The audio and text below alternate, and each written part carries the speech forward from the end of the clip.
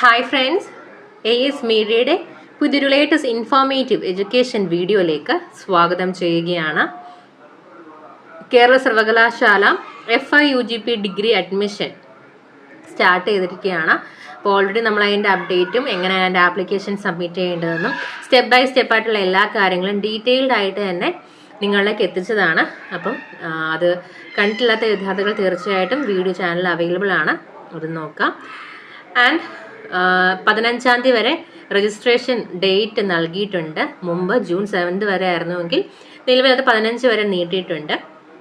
അപ്പം സൈറ്റിൽ തന്നെ വന്നിട്ടുള്ള ഒരു ഇൻസ്ട്രക്ഷൻ PDF ആണ്. നിങ്ങൾ മെയിനായിട്ടും ശ്രദ്ധിക്കേണ്ട, അഡ്മിഷൻ ടൈമിൽ ശ്രദ്ധിക്കേണ്ട അല്ലെങ്കിൽ രജിസ്ട്രേഷൻ ടൈമിൽ ശ്രദ്ധിക്കേണ്ട കാര്യങ്ങൾ എന്തൊക്കെയാണ് എന്നുള്ളത്. ആൻഡ് പല വിദ്യാർത്ഥികളും മറ്റൊരു ഡൗട്ട് ചോദിച്ചിട്ടുണ്ടായിരുന്നു. 3 ഇയർ കോഴ്സ്, ഇപ്പോൾ FIUGP എന്ന് പറയുന്നത് 4 ഇയർ അണ്ടർ ഗ്രാജുവേറ്റ് പ്രോഗ്രാമാണ്. 3 ഇയർ കോഴ്സ് എങ്ങനെയാണ് അപ്ലൈ ചെയ്യുന്നത്? 3 ഇയർ കോഴ്സിൻ്റെ രജിസ്ട്രേഷൻ സ്റ്റാർട്ട് ആയിട്ടുണ്ട്. നിങ്ങൾ ചോദ്യങ്ങളൊക്കെ കാണുന്നുണ്ട്. നിങ്ങൾ മനസ്സിലാക്കേണ്ടത്, നമ്മുടെ യൂണിവേഴ്സിറ്റികളിൽ 3 ഇയർ കോഴ്സ് എന്ന് പറഞ്ഞുള്ള ഒരു അഡ്മിഷൻ പ്രൊസീജിയറും പഠന രീതിയും മാറ്റി, അത് മാറ്റിയിട്ടാണ് FIUGP എന്ന് പറയുന്ന ഈ ഒരു പഠന രീതി കൊണ്ടുവന്നിട്ടുള്ളത് കേന്ദ്ര ഗവൺമെൻറ് നമുക്ക് നൽകിയിട്ടുള്ളത്. അപ്പോൾ FIUGP ആണ് നിങ്ങൾക്കുണ്ടാവുക. ആ FIUGPയിൽ രജിസ്ട്രേഷൻ ചെയ്യുക. അഡ്മിഷൻ ലഭിക്കുമ്പോൾ നിങ്ങൾക്ക് 3 വർഷം പഠിച്ചാൽ മതി എന്നാണെന്നുണ്ടെങ്കിൽ ആ 3 വർഷത്തിൽ നിങ്ങൾക്ക് പഠനം നിർത്താം. അതല്ല റിസർച്ച് ഓർ ഹോണേഴ്സ് ലഭിക്കണമെന്നാണെന്നുണ്ടെങ്കിൽ 4-ാം വർഷം നിങ്ങൾക്ക് നിങ്ങളുടെ പഠനം കണ്ടിന്യൂ ചെയ്യുക എന്നുള്ളതാണ്. ഓക്കെ, അപ്പം 3 ഇയർ എന്ന് പറഞ്ഞ് പ്രത്യേകം നിങ്ങൾക്ക് ഒരു അഡ്മിഷൻ പ്രൊസീജിയർ കാര്യങ്ങളൊന്നും ഉണ്ടാവില്ല. നിങ്ങൾക്ക് FIUGPയിൽ രജിസ്റ്റർ ചെയ്യാം. 3 ഇയർ കൊണ്ട് നിങ്ങളുടെ പഠനം നിർത്തണം എന്നുള്ളതാണെന്നുണ്ടെങ്കിൽ നിങ്ങൾക്ക് 3 ഇയർ പഠനം നിർത്തി നിങ്ങൾക്ക് ഡിഗ്രി നേടാം. അതല്ല 1 വർഷം കൂടെ പഠിക്കുകയാണെങ്കിൽ ഹോണേഴ്സ് വിത്ത് റിസർച്ച് നിങ്ങൾക്ക് നേടാൻ സാധിക്കും. അതാണ് ഈ ഒരു FIUGP കോഴ്സിൻ്റെ പ്രത്യേകത എന്ന് പറയുന്നത്. ഓക്കെ, അപ്പം ഇൻസ്ട്രക്ഷൻ ജസ്റ്റ് നോക്കാം. പ്രോസ്പെക്ടസ് വിശദമായി വായിച്ചതിന് ശേഷം മാത്രം ഓൺലൈൻ രജിസ്ട്രേഷൻ ആരംഭിക്കുക. ഓൺലൈൻ അപേക്ഷാ ഫോറത്തിലെ എല്ലാ വിവരങ്ങളും വളരെ ശ്രദ്ധാപൂർവം കൃത്യമായി പൂരിപ്പിക്കുക. ഇന്ത്യൻ സിറ്റിസൺ ആയിട്ടുള്ള വിദ്യാർത്ഥികൾ മാത്രമേ ഈ ഏകജാലക സംവിധാനം വഴി അപേക്ഷിക്കാൻ പാടുള്ളൂ. OCA കാർഡ് ഉള്ളവരോ വിദേശ വിദ്യാർത്ഥികളോ ഈ ഏകജാലക സംവിധാനം വഴി അപേക്ഷിക്കുവാൻ പാടുള്ളതല്ല. രജിസ്ട്രേഷൻ നടപടികളിലെ ആദ്യഘട്ടം അപേക്ഷാ നമ്പറും പാസ്വേഡും ജനറേറ്റ് ചെയ്യുക എന്നുള്ളതാണ്. ഇതിനായി വെബ്സൈറ്റിലെ admission.keralauniversity.ac.in/FIUGP 2025 ന്യൂ രജിസ്ട്രേഷൻ എന്നുള്ള ലിങ്കിൽ ക്ലിക്ക് ചെയ്യുക. ഇവിടെ അപേക്ഷാർത്ഥിയുടെ പേര്, ജനന തീയതി, അത് SSLC സർട്ടിഫിക്കറ്റിൽ എങ്ങനെയാണോ അതുപോലെ തന്നെ കാണിക്കണം, പരീക്ഷാ ബോർഡ്, രജിസ്റ്റർ നമ്പർ, പാസ്സായ വർഷം, +2 മാർക്ക് ലിസ്റ്റിലേതുപോലെ, ജെൻഡർ, നാഷണാലിറ്റി, ഇമെയിൽ വിലാസം എന്നിവ നൽകി സബ്മിറ്റ് ചെയ്യുക. ഓൺലൈൻ അപേക്ഷ സമർപ്പിക്കുന്ന സമയത്ത് വിദ്യാർത്ഥിയുടെയോ രക്ഷകർത്താവിൻ്റെയോ മൊബൈൽ നമ്പർ തന്നെ നൽകുവാൻ പ്രത്യേകം ശ്രദ്ധിക്കണം. വിദ്യാർത്ഥി സമർപ്പിച്ച മൊബൈലിൽ വരുന്ന OTP നമ്പർ നൽകിയാൽ മാത്രമേ അപേക്ഷാ നമ്പർ, പാസ്വേഡ് എന്നിവ ലഭിക്കൂ. ജനനതീയതി DD MM YY, അതായത് നിങ്ങളുടെ ഡേറ്റ്, പിന്നീട് മന്ത്, ഇയർ ഫോർമാറ്റിലായിരിക്കും ഡീഫോൾട്ട് പാസ്വേഡായി ലഭിക്കുന്നത്. അപേക്ഷാ നമ്പറും പാസ്വേഡും ജനറേറ്റ് ചെയ്ത് കഴിഞ്ഞാൽ ഓൺലൈൻ അപേക്ഷാ ഫോറം പൂരിപ്പിക്കുന്നതിലേക്കായി പ്രൊഫൈലിൽ വീണ്ടും ലോഗിൻ ചെയ്യുക. ദെൻ നിങ്ങളുടെ അക്കാഡമിക് പ്രൊഫൈൽ രജിസ്ട്രേഷൻ ആണ്.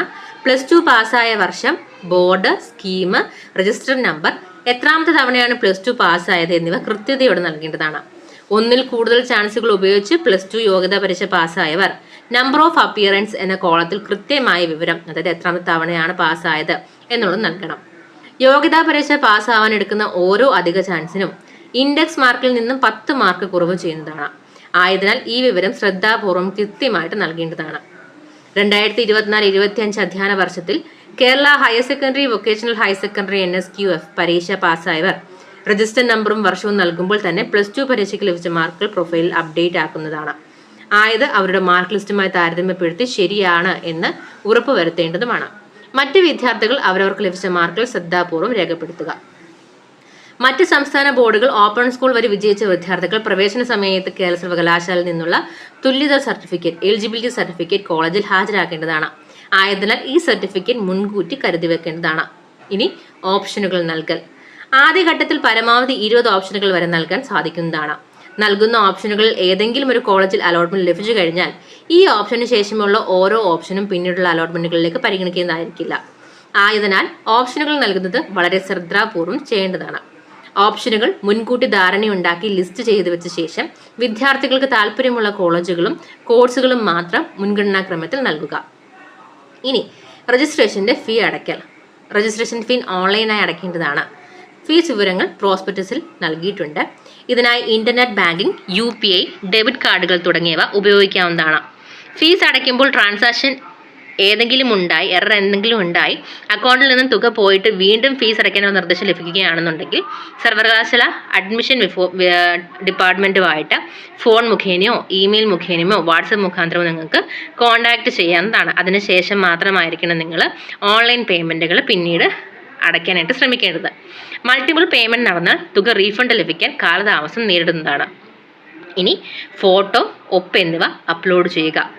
ഫോട്ടോ, ഒപ്പ് എന്നിവ അപ്ലോഡ് ചെയ്യുമ്പോൾ നിശ്ചിത ഫോർമാറ്റിലും വലുപ്പത്തിലും മാത്രം ചെയ്യാൻ ശ്രദ്ധിക്കുക. Photo with 150 pixel into 200 pixel, അത് വിത്ത് ഹൈറ്റുമാണ്. മാക്സിമം 40 KB JPG ഫോർമാറ്റ് ഉള്ളി. Signature 150 pixel 60 pixel, maximum 40 KB JPG format ഉള്ളി. ഇനി ആപ്ലിക്കേഷൻ വെരിഫൈ ചെയ്യുക. രജിസ്ട്രേഷൻ പൂർത്തിയാകുന്നതിന് മുമ്പ് അപേക്ഷയിൽ നൽകിയ വിവരങ്ങളെല്ലാം തന്നെ ശ്രദ്ധയോടുകൂടി വായിച്ച് ഉറപ്പുവരുത്തുക. രജിസ്ട്രേഷൻ പൂർത്തിയാകുന്നതിന് മുമ്പായിട്ട് ആവശ്യമെങ്കിൽ വേണ്ട തിരുത്തലുകൾ വരുത്താവുന്നതാണ്. ദെൻ അതിൻ്റെ പ്രിൻ്റ് ഔട്ട് എടുത്ത് നിങ്ങൾ കരുതുക.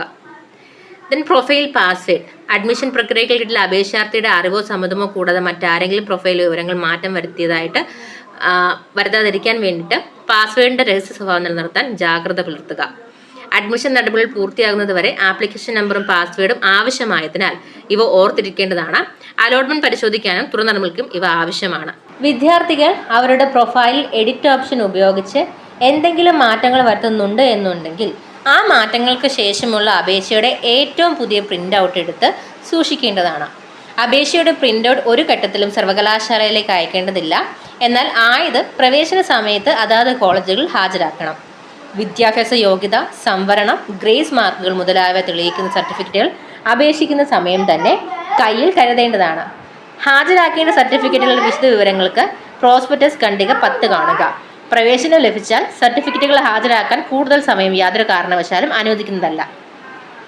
അഡ്മിഷൻ സംബന്ധിച്ചിട്ടുള്ള അതാത് സമയങ്ങളുടെ വിവരങ്ങൾക്ക് സർവകലാശാല പത്രക്കുറിപ്പുകളും അഡ്മിഷൻ വെബ്സൈറ്റും ശ്രദ്ധിക്കേണ്ടതാണ്. Help line number 8281883052 WhatsApp or call 82883053 calls only. Website admission.keralauniversity.ac.in /UGP 2025. Email ID ach@keralauniversity.ac.in. So ഇതുപോലെയുള്ള ഇൻഫോർമേറ്റീവ് വീഡിയോസിന് വേണ്ടി ചാനൽ സബ്സ്ക്രൈബ് ചെയ്യാൻ മറക്കരുത്. Thank you so much.